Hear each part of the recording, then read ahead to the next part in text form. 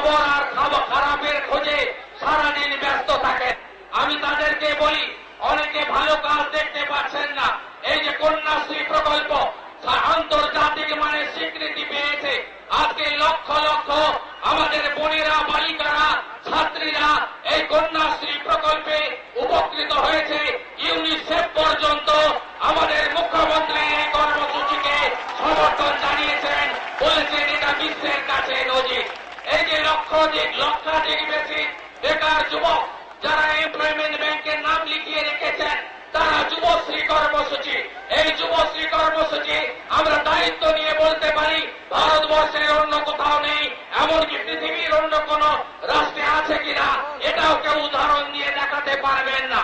আজকে লক্ষ লক্ষ মাইনরিটি ছেলে মেয়েরা মাইনরিটি স্কলারশিপ পাচ্ছেন।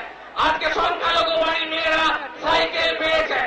আজকে এই অল্প সময়ে 5 থেকে 6টা ইউনিভার্সিটি হয়েছে। 55 বর্মার নামে ইউনিভার্সিটি, কোচবিহারে মহিলাদের জন্য ইউনিভার্সিটি, প্রাইভেট ইউনিভার্সিটি, এতগুলো কলেজ হয়েছে। অবিভক্ত মেদিনীপুর জেলায়, পশ্চিম মেদিনীপুর জেলার জঙ্গলমহলে আজকে সেখানে বোমাগুলির শব্দ পাওয়া যায় না। এমন কোন বিদ্যালয় নেই যাকে জুনিয়র হাই থেকে হাই আমাদের মুখ্যমন্ত্রী করেননি। এমন কোন বিদ্যালয় নেই যেখানে 10 থেকে 12 আমাদের মুখ্যমন্ত্রী করেননি। শুধু পশ্চিম মেদিনীপুর জেলাতে 11টা কলেজ তৈরি হয়েছে এই সরকারের সময়কালে লালগড় সহ বিস্তীর্ণ এলাকায়। আজকে সাঁওতালি ভাষা মর্যাদা পেয়েছে। সাঁওতালি ভাষাতে, অলচিকি লিপি সাঁওতালি ভাষাতে 1000 প্যারা টিচার নিয়োগ হয়েছে। পুরুলিয়ার ইউনিভার্সিটিতে কুড়মালি ভাষা আজকে শেখানো হচ্ছে।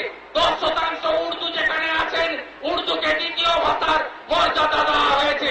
তাই এই উন্নয়নের কথা, কাজের কথা ছাত্র সমাজকে তুলে ধরে সমালোচকদের মুখ বন্ধ করতে হবে।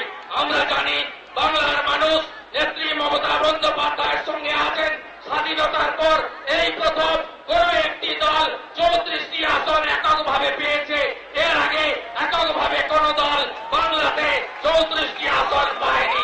তাই আমাদের সামনে আগামী দিনে যে লড়াই আছে, 2015 সালে কলকাতা কর্পোরেশন সহ 100টির কাছাকাছি পুরসভা কর্পোরেশনের ভোট